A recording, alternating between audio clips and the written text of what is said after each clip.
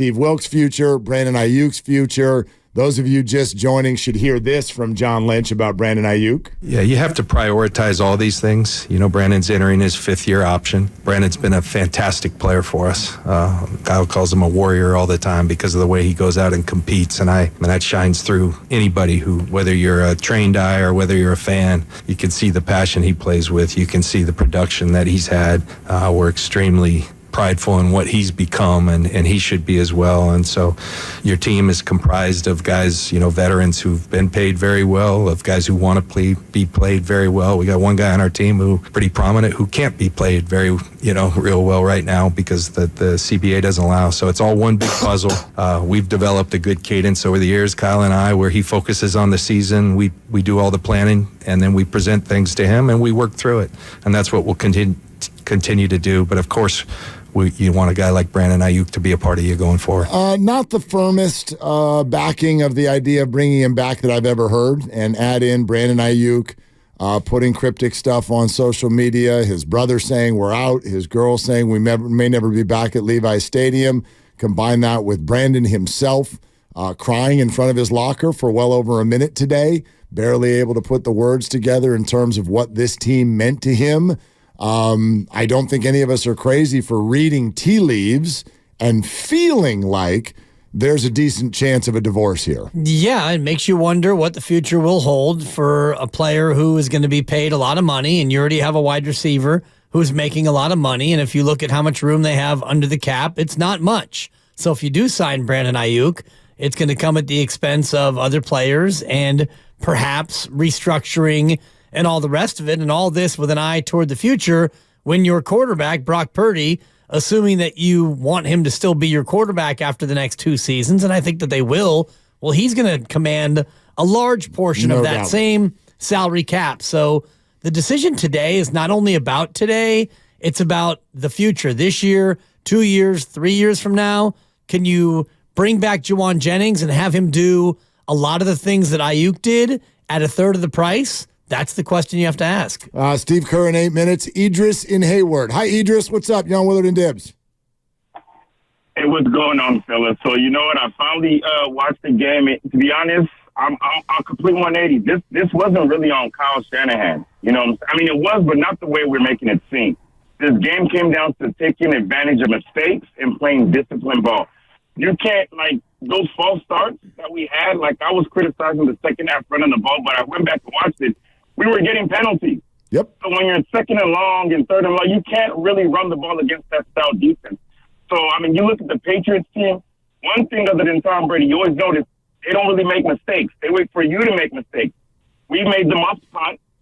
Guess what? They got the only touchdown in the regular game. That made the difference. We missed that extra point. We gave them a chance. So I feel bright about our future because I know Brock is going to be fine. And you learn from, okay, you really got to bring your A game to have a chance of even winning. And as far as Steve Wilkes, I just don't think it's a good fit. I think we can get way more out of our defense, but I like that our defense played suspect because it let us see other weaknesses on the team and other greatness like Brock Purdy. And as far as Aiyuk, I love him, but the truth is, we can move forward without him doing what he did. But Debo gets hurt, so that's the tricky thing. God bless you guys, man. Take care. Okay, Idris, thanks. Idris. Yeah, I mean, he makes a lot of sense. Look, Patrick Mahomes lost his receivers. They keep winning Super Bowls. Tom Brady for years never even had receivers you'd heard of. They win all the Super Bowls. There's been an uptick in recent years in the feeling about importance of wide receivers, and I get it. Part of it is because the game keeps slanting more and more toward the passing game. Fantasy world loves it, all of that good stuff. I'm not anti-receiver, but $50 million, and I've said all year I thought there's room for Debo and Brandon. And I'm not going to change my opinion. I hope he stays, but I'll acknowledge that $50 million for 2 receivers, that's a lot. That's a lot. That's going to be tough.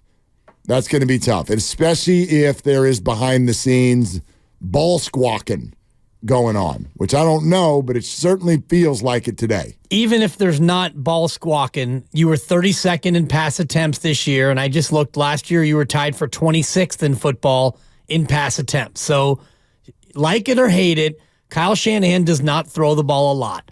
and we can say it's because of Jimmy Garoppolo, and now you have a quarterback. Well, you got a quarterback this year, and you threw it less than you did last year. I believe, and I've said this for years, ever since Kyle Shanahan got the job, I believe that Kyle Shanahan prefers to run it more than he prefers to throw it, which is why you use a fullback. You have the highest paid fullback in football.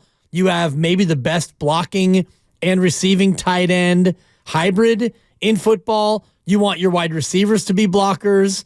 You like to run the football. So if you're a wide receiver in this system, it's going to be tough for you to get those really big monster numbers. And if you're Kyle Shanahan, do you really want to value two wide receivers who are making top of the market money? I personally don't think so. Brock Purdy threw 444 pass attempts this year. The year that Matt Ryan was the MVP, Kyle Shanahan offensive coordinator, 534, almost 100 more pass attempts. In one fewer game, I believe. Unless Matt Ryan, he might have only played 15 games. No, he year. played 16, and Brock this year only played 16. Okay. So, yeah, 16. So, anyway. Different offenses. Yes, but the point is can Kyle Shanahan be someone who's not so focused on the run? I do think he can be that. I don't think he wanted to be that with Jimmy, and I don't think he was focused on being that again this year, partially because Christian McCaffrey, but partially because he didn't know until seemingly July or August. They weren't even 100% sure Brock was going to be their starting QB to start the year. So, and I would also argue that Atlanta situation, he was not making the final call. He was the coordinator. So also true. I'm not sure if he was the one, with the overarching philosophy. I see what his father did and how much he loved to run it. And I look at this year, they were one of only 3 teams to run it more than they threw it. And they made it to the Super Bowl. Yeah. So you can't look at it and say, this is a failed philosophy. Definitely. It works. Thank you. And I know that's so hard for people to hear. That was the whole comment that made me duck yesterday. I'm like, throw the ball. Throw the ball at me. I need to get it in I'll here, duck. Lucas. But for me, this is the way I'd phrase it. And you can all answer this.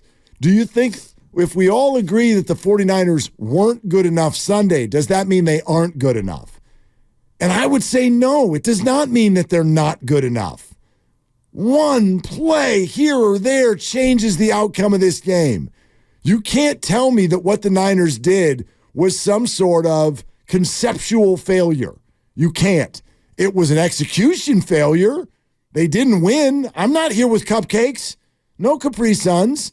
But you can't tell me that the concept is a failure when you're in overtime of the Super Bowl. 2 of the 3 teams that ran it more than they threw it were among the last 4 teams playing football. There you go. The other team is the Chicago Bears, and they run it more than they pass it because their passer, they would rather not have passed the ball. Well, and he missed a healthy portion of the year, too. Right. By the end of the year, I think they did like him throwing the ball. It was Baltimore, the Niners, and the Bears. The 2 1 seeds.